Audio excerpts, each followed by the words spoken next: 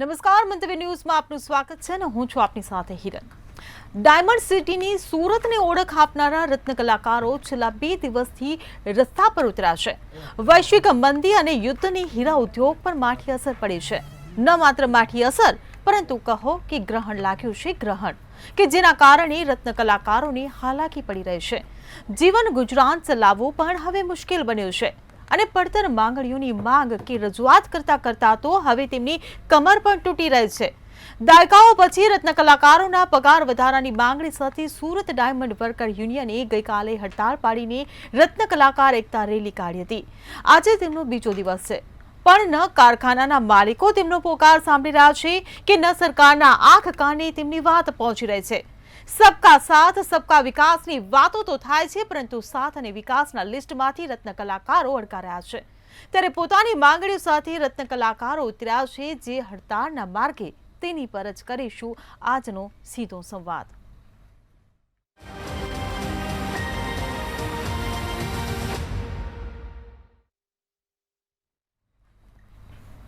તો ચર્ચામાં આપણી સાથે જોડાઈ ગયા છે ભાજપમાંથી નિલેશ સોલંકી અને કોંગ્રેસમાંથી આપણી સાથે જોડાયા છે મુકેશ પંચાલ। આપ બંને મહાનુભાવોનું મંતવ્ય ન્યૂઝમાં સ્વાગત છે। નિલેશભાઈ, મારો પહેલો સવાલ તમને કે છેલ્લા 2 દિવસથી રત્ન કલાકારો જે પોતાની પડતર માંગણીઓને લઈને રસ્તા પર ઉતર્યા છે, હડતાળ કરી રહ્યા છે, રેલી કાઢી રહ્યા છે અને તેમની જે પડતર માંગણીઓ કે વારંવાર રજૂઆતો કરવા છતાં હજુ સુધી તેમની માંગણીઓ પૂરી નથી થઈ રહી, ત્યારે આપ શું કહેશો રત્ન કલાકારો જે રસ્તા પર આવી ગયા છે? જી હિરલ, નમસ્કાર મંતવ્યના પ્રેક્ષક મિત્રોને।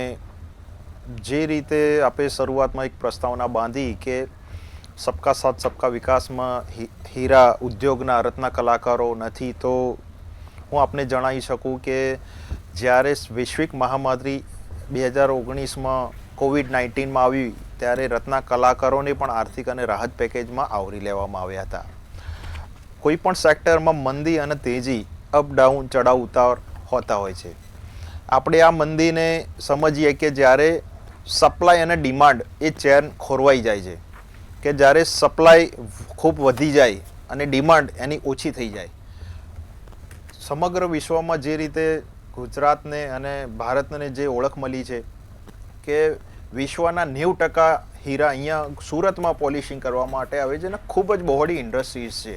આપણે માનવું જ પડે કે આપણા સુરત એક પ્રખ્યાત રીતે ઓળખીતું છે હીરા ડાયમંડના આખા વિભાગને લઈને, આખી અને ઇન્ડસ્ટ્રીઝને લઈને, અને સંખ્યાબંધ એવા કારીગરો છે, એવા આખું એક હબ કહી શકાય કે હમણાં જ શ્રી પ્રધાનમંત્રી મોદીજીએ ડાયમંડ બુટ્સ જે આખું એનું લોન્ચિંગ કર્યું હતું, ને આટલો ખૂબ જ વૈશ્વિક રીતે બહુ મોટો પ્રોજેક્ટ લોન્ચ કરવામાં આવ્યો હતો।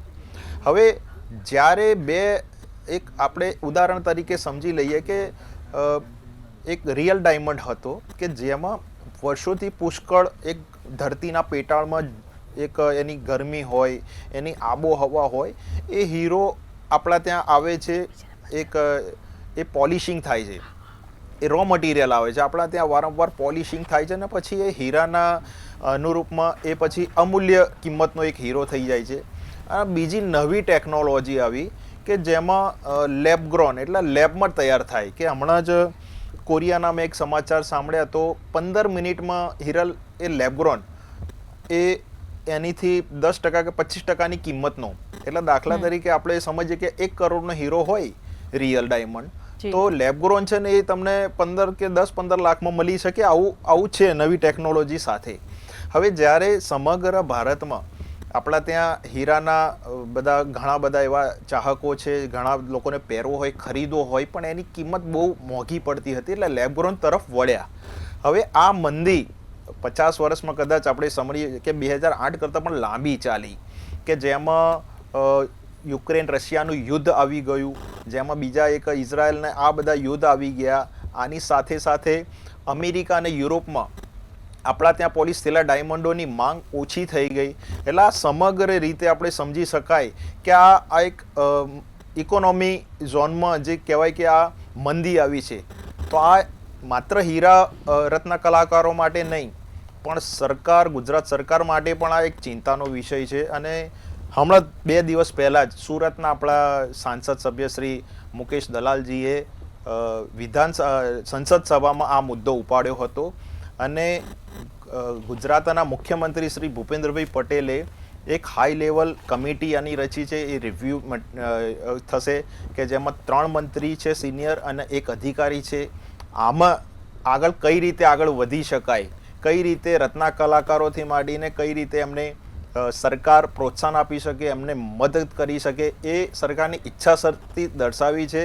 અને આ માત્ર હીરા ઉદ્યોગ માટે નથી પણ સમગ્ર ગુજરાતની એક ઇકોનોમી માટે પણ છે આ ચિંતાનો વિષય કે આપણા ત્યાં આવી એક્સપોર્ટ થતી હોય અને એકદમ મંદી આવી જાય હિરલ, એટલે સરકારને પણ ચિંતા છે કે આ જે મંદી છે એમાંથી કઈ રીતે બહાર આવી શકાય, કઈ રીતે એમની રત્ના કલાકારોની જે હીરા આપણા એક્સપોર્ટ થતા હતા, કઈ રીતે રો મટીરિયલમાં પણ અત્યારે જે વિદેશોમાં જે તકલીફ ચાલી રહી છે એને કઈ રીતે આપણે બેન્કિંગ સેક્ટરમાં પણ એને ઉપયોગ કરી શકીએ, કઈ રીતે આ બધા જ વૈકલ્પિક જે વિષયો છે એમાં મુખ્યમંત્રી શ્રીએ જે કમિટી રચી છે એ કમિટી આમાં ધ્યાન આપી રહી છે. ને આપણે થોડા સમયમાં જોવાનું છે કે કમિટી શું રિપોર્ટ આપે છે અને સરકાર એમને કઈ રીતે મદદ કરી શકે છે.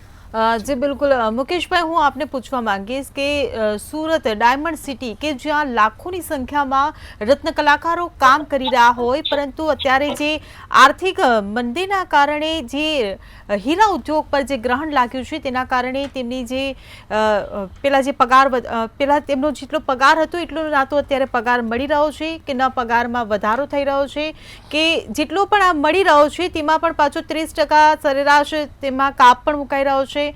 કલાકો તેમના જે છે કામ કરવાના તેમાં પણ ઘટાડો કરવામાં આવી રહ્યો છે. અને આ બધી જ પરિસ્થિતિની વચ્ચે માંડ 10 કે 12 કે 15,000 રૂપિયા લઈને જ્યારે ઘરે જતા હોય ત્યારે એક સવાલ ઊભો થાય કે આટલી મોંઘવારી વચ્ચે તેઓ પોતાના પરિવારનું ગુજરાન કેવી રીતે ચલાવશે. ત્યારે સવાલ ચોક્કસ થાય કે રત્ન કલાકાર આખરે રસ્તા પર ન ઉતરે તો ક્યાં જાય?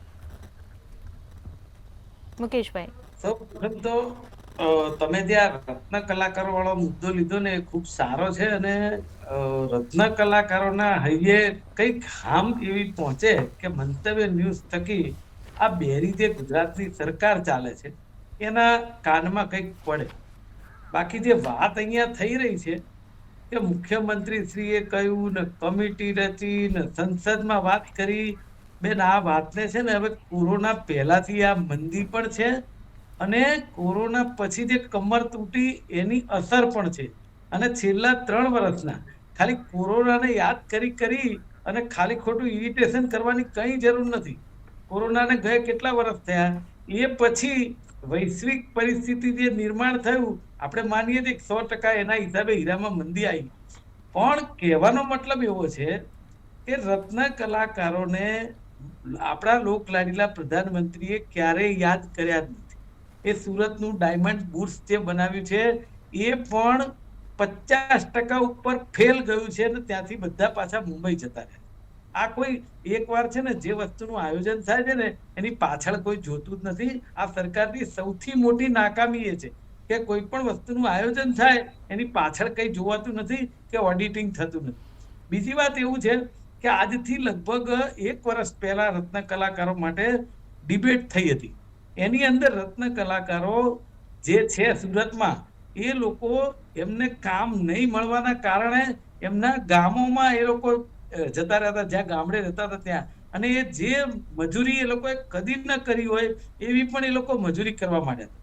કેટલાક રત્ન કલાકારોએ સુરતમાં રહીને શહેરોમાં રહી અને વ્યાજે પૈસા લઈને પોતાના ઘર ચલાવ્યા હતા. કારણ કે જે પ્રાઇવેટ કારખાનેદારો છે એ લોકો તો ગમે ત્યારે છૂટા કરી શકે, એ લોકોના કોઈ એવા સરકારી પેલા હોતા નથી કે જેના હિસાબે એના માલિકને કંઈ કરી શકે. તો એવા સમયમાં હું એવું માનું છું કે હમણાં ભાઈ કહેતા હતા કે કોરોના કાળમાં જે મદદ કરી એમાં એમને પણ આવરી લીધા હતા. એટલે શું આપણે આપણા ખિસ્સામાંથી પૈસા આપ્યા હતા? ભારત દેશના પ્રધાનમંત્રી કોઈ પણ બેઠા હોય, કોરોના હોય કે કોઈ પણ મહામારી હોય કે કોઈ પણ આપત્તિ હોય, એની અંદર જે કઈ મદદ કરવાની હોય એ કોઈ પણ નાગરિકને હોય કે કોઈ રત્ન કલાકાર હોય કે ગમે તે કલાકાર હોય એને કરવાની જ હોય. એમાં એને કરી હતી એવું કહેવાનો ક્યાંય અવકાશ નથી. એ આપણે ક્યાંય ખિસ્સાના પૈસા નથી, ટેક્સના પૈસા જે આપણને પ્રજા આપે છે એમાંથી જ આપણે કરીએ છીએ.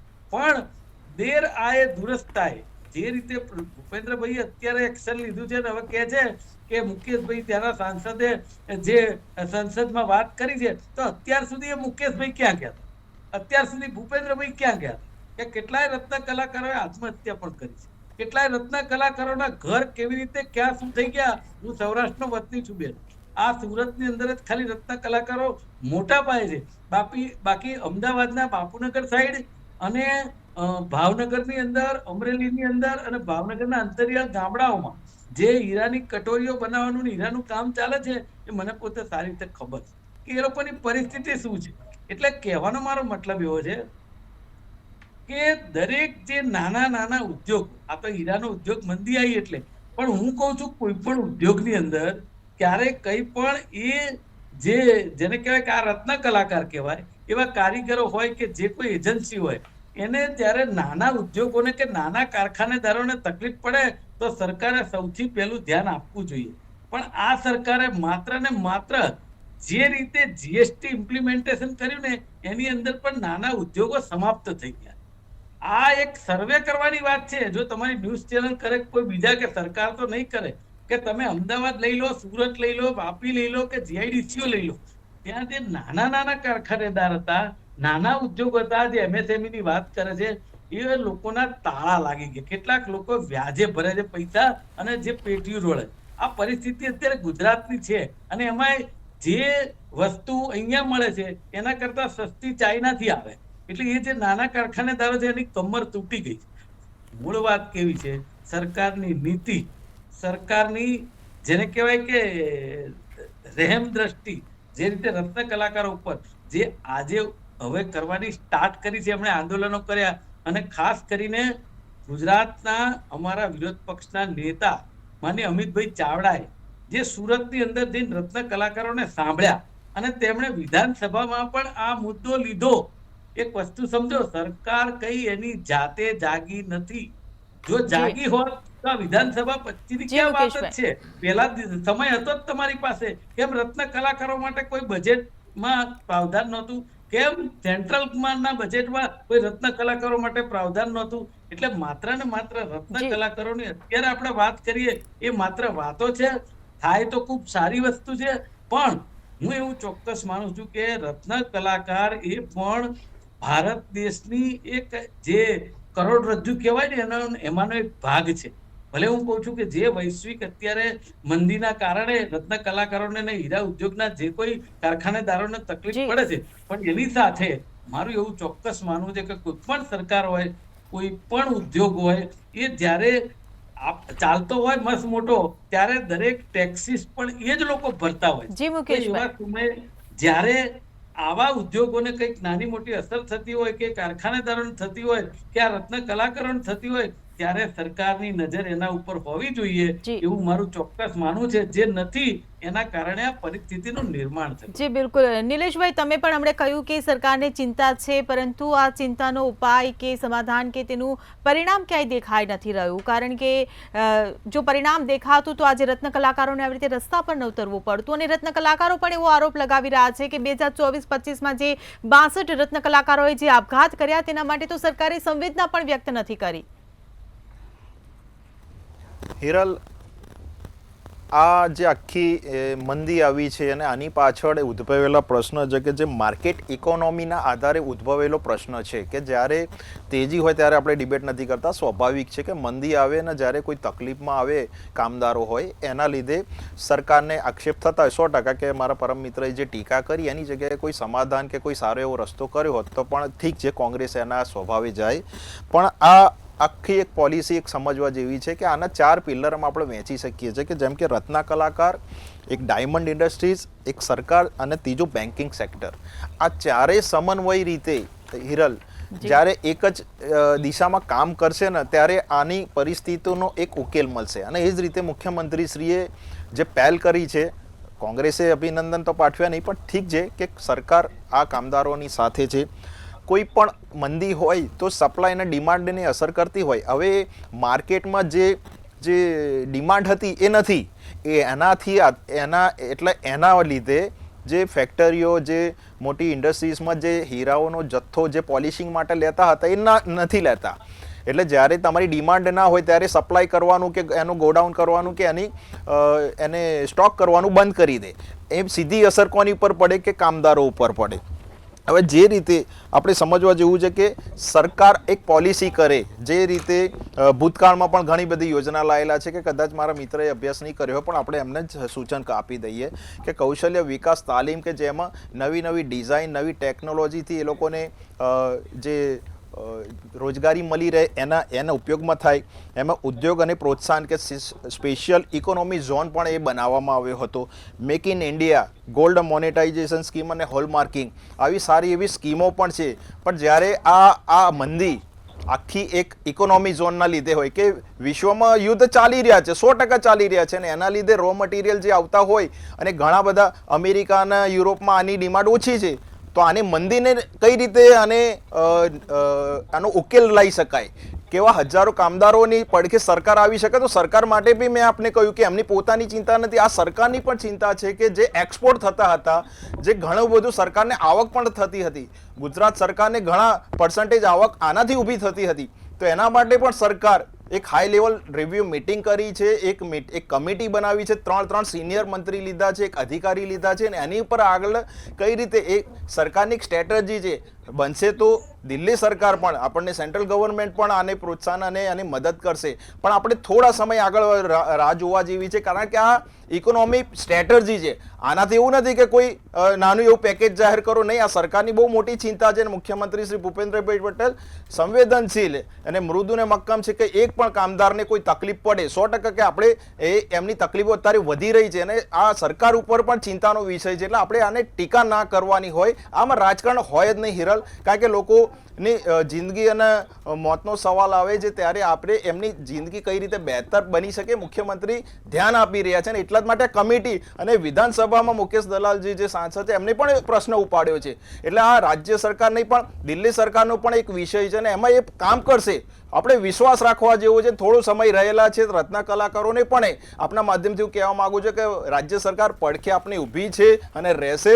થોડો સમય સરકારની સ્ટ્રેટેજી કંઈક આવશે, કંઈક આમાં અત્યારે હાલ હું એમનો જવાબ નથી આપી શકતો, કારણ કે આપણી જોડે એવા સાંકેતિક નથી. પણ 100% કે એની આ કમિટી એક રિપોર્ટ આપશે અને રિપોર્ટ આગળ રાજ્ય સરકાર એમાં ઉકેલ લાવશે. હિરલ જી બિલકુલ.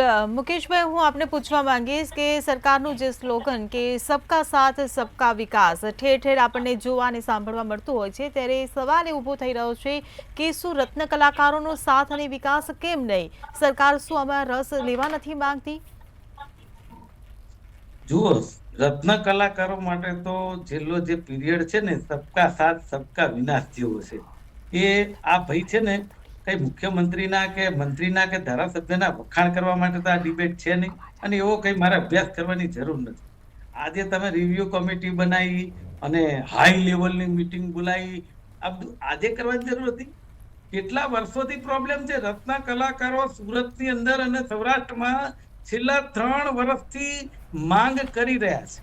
તમે સમજો, વિરોધ પક્ષ તરીકે 1 વર્ષથી સુરતમાં અને અનેક જગ્યાએ અમારા પ્રમુખ શક્તિસિંહ ગોહિલજી હોય કે વિરોધ પક્ષના નેતાઓ, એમણે રત્ન કલાકારોની વારે આવીને એમના પ્રશ્નો સાંભળ્યા.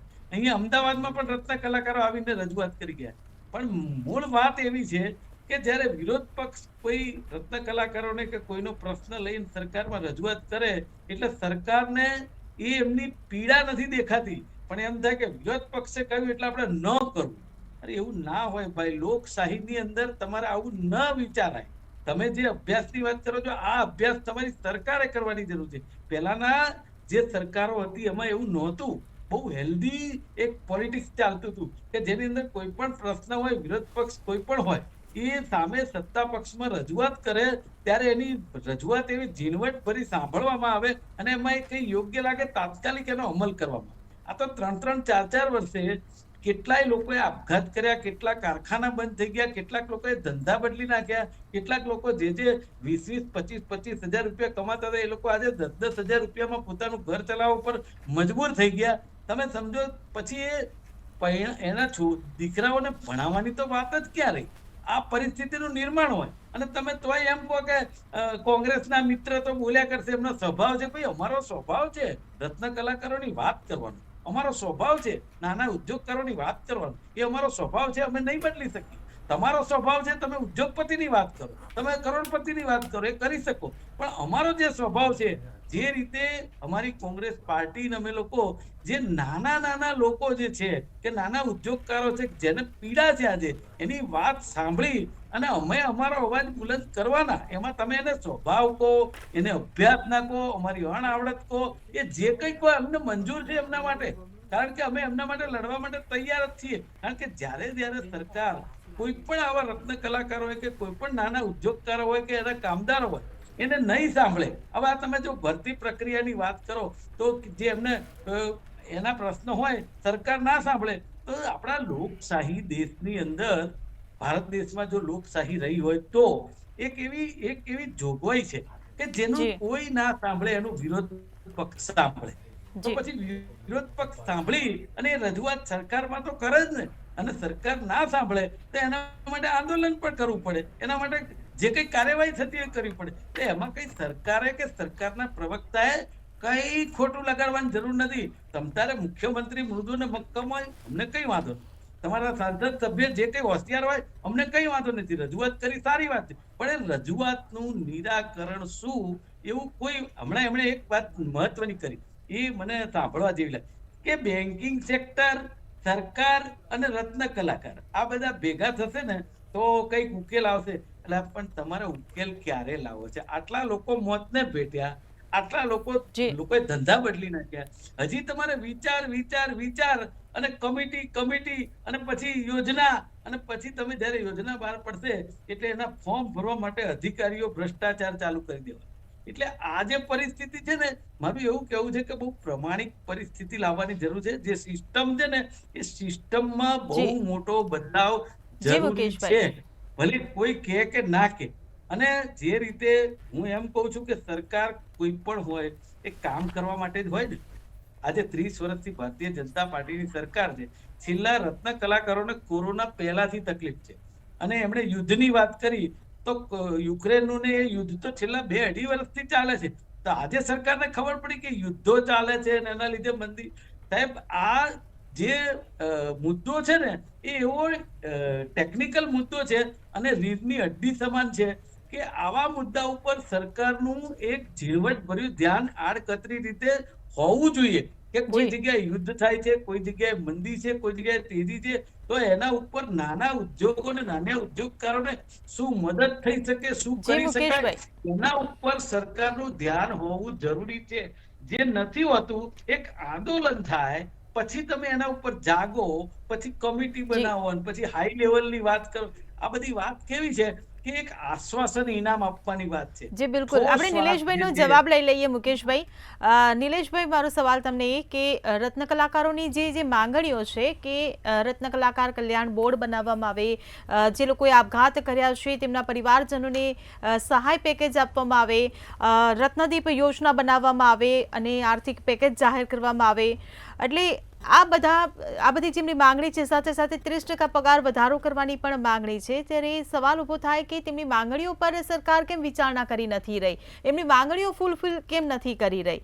તમે MSME પર ભાર મૂકો છો, નાના ઉદ્યોગો પર ભાર મૂકો છો, તો રત્ન કલાકારો ઉપર કેમ નહીં? હિરલ, આપણને એવું લાગતું હોય કે મારા મિત્રએ જે કહ્યું કે લોકશાહીને આ તે, તો હવે એમ કહું કે વિરોધ પક્ષનો તો સિમ્બોલ જનતાએ આપ્યું જ નથી. વિરોધ પક્ષ 10% કે એનાથી વધારે હોવું જોઈએ. 17માંથી 11 થઈ ગયા છે એટલે વિપક્ષ તો છે કે નહીં ખબર નથી. ઠીક છે, એ એમની પાર્ટીનો પક્ષ મૂકતા હોય. જ્યારે સરકાર આટલી એક કમિટી બનાવતી હોય હિરલ, કમિટીમાં ગૃહ વિભાગના મંત્રીશ્રી હોય, શિક્ષણ મંત્રીશ્રી હોય, ઉદ્યોગ મંત્રીશ્રી હોય ને એક અધિકારી હોય છે સિનિયર હોય. સરકારની સંવેદના હોય છે અને જે રીતે જે લોકોએ ખોબલે વોટ આપ્યા હોય તો માત્ર વોટ માટે નહીં, આ સરકારે હંમેશા સમસ્યાથી સમાધાન સુધી પહોંચવાનો બહોળો અનુભવ ધરાવે છે. મુખ્યમંત્રી શ્રી ભૂપેન્દ્રભાઈ પટેલની સરકાર મૃદુ અને મક્કમ, મુકેશભાઈ પણ કીધું બહુ સાચી વસ્તુ છે કે છે. અને એ એક પણ રત્ન કલાકારને કઈ રીતે એ પ્રોત્સાહન આપી શકાય, એમનું જીવન બહેતર કઈ રીતે કરી શકાય, એમને કઈ રીતે સપોર્ટ કરી શકાય, કઈ રીતે એમને મદદ કરી શકાય, એ આ કમિટીના રિવ્યૂ ઉપરથી આગળ વધી શકાશે. કે જ્યારે કોઈ મેં આપને 4 પિલર કહ્યા કે બેન્કિંગ સેક્ટર હોય, ઇન્ડસ્ટ્રીઝ હોય, પોતે રત્ન કલાકાર હોય અને સરકાર હોય. સરકારનો જે એક આશય હોય એક પોલિસી મેન્ટેન કરે. બધા જ વિભાગોમાંથી આ લાખો કર્મચારીઓ છે, સરકારને પણ આમાં નુકસાન જઈ રહ્યું છે કે એક્સપોર્ટ બંધ થઈ ગયું છે, ઘણું બધું સરકારને પણ આના માધ્યમ થઈ ગયું, અને જે સુરત ઇન્ડસ્ટ્રીઝ કે જે આપણું ગુજરાતનું એક ઇકોનોમી હબ કહી શકાય છે એને પણ નુકસાન થઈ રહ્યું છે, પોતે રત્ન કલાકારો તકલીફમાં છે. તો આ બધી રીતે આ ખૂબ મોટો વિષય છે, ખૂબ મોટો પ્રશ્ન છે. સરકારને પણ ચિંતા છે અને સરકારની ઈચ્છા શક્તિ છે કે આને બહુ સારી રીતે બધા વિભાગોના એકમય રીતે, જે સમન્વય રીતે બધા વિભાગોના એક્સપર્ટો આની રીતે કઈ રીતે પોલિસી લઈ શકાય. આ કોઈ આપણે 10 જનપદથી કે એક પરિવારમાંથી નથી આપણે પર લેવાનો કે ભાઈ આજે મારે રાતે ઇમરજન્સી કરવી છે. એક મિનિટ મુકેશભાઈ, એક મિનિટ તમારા સમયમાં હું નથી બોલ્યો, એક મિનિટ સહન કરતા શીખો. આપણે એવું નથી કે રાતોરાત ઇમરજન્સી કરી દે એવું. પરિવારમાં આ સમગ્ર ગુજરાત એક પરિવાર છે ને મુખ્યમંત્રી શ્રીનો આ પરિવાર છે ને આ પરિવારમાં કઈ રીતે એને મેં COVID-19 એટલા માટે ઉદાહરણ આપ્યું કે આમાં રત્ન કલાકારોને પણ આવરી લીધા હતા અને બધા સેક્ટરને આવરી લીધા હતા. મેં એટલા માટે ઉદાહરણ આપ્યું, પણ ઉદાહરણને તમે કઈ રીતે લીધો એ વિપક્ષના નેતાએ મને ખ્યાલ નથી. પણ હિરલ, મુખ્યમંત્રી પોતે આ એક કમિટી બનાવતા, કમિટીનો આપણે થોડો રાહ જોવા જેવી છે. એવું નહીં રાતોરાત આ થઈ જશે. આપણા ત્યાં લોકોની પાર્ટી છે, લોકોના વોટથી થયેલા છે, લોકોની સરકાર છે અને લોકોના વતીથી અમે અહીંયા બેઠા છીએ. એટલા માટે અમારા આ કમિટીનો રિવ્યુ રિપોર્ટ પણ આવી જાય. એ કલાકારો પણ એવા છે કે કેટલા એવા અમારા પાર્ટીના હશે, સામાન્ય જનતા હશે. નિલેશભાઈ, સવાલ એ ઉભો થાય કે કમિટી ક્યારે બનશે, હજુ ક્યારે રિપોર્ટ થશે એ હજુ કંઈ નક્કી નથી. ત્યાં સુધી શું રત્ન કલાકારો રસ્તા પર રહેશે?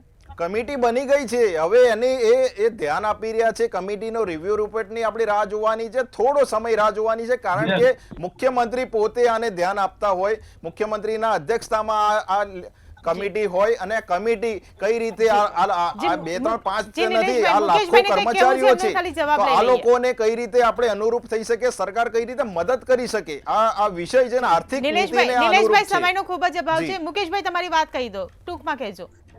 જો સૌથી પહેલા તો છે ને, મને ખબર છે કે આ ગુજરાતનો નિર્ણય ને રત્ન કલાકારનો નિર્ણય વડનગરથી લેવાય છે ને 2 જ જણા લે છે. ગુજરાત તો રબર સ્ટેમ્પ છે, એ અમને ખબર છે કે 10 જનપદથી ના લેવાય. એટલે એ અમને કહેવાની જરૂર નથી, આખી ગુજરાતની જનતા જાણે છે કે 2 જ જણ નિર્ણય લે છે.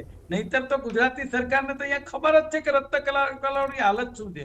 અને રહ્યો સવાલ અભ્યાસનો, તો અભ્યાસ તમારે કરવાની જરૂર છે કે એક ધારાસભ્ય હોય ને અપક્ષ, તો પણ આખી સરકારને વિરોધ પક્ષ તરીકે જે કોઈ તકલીફ હોય ગુજરાતની જનતાને એની વાત કરી શકે છે. આ અભ્યાસ તમે કરી લો પહેલા, પછી મને શીખવાડો કે વિરોધ પક્ષ છે કે નહીં, કેટલા છે.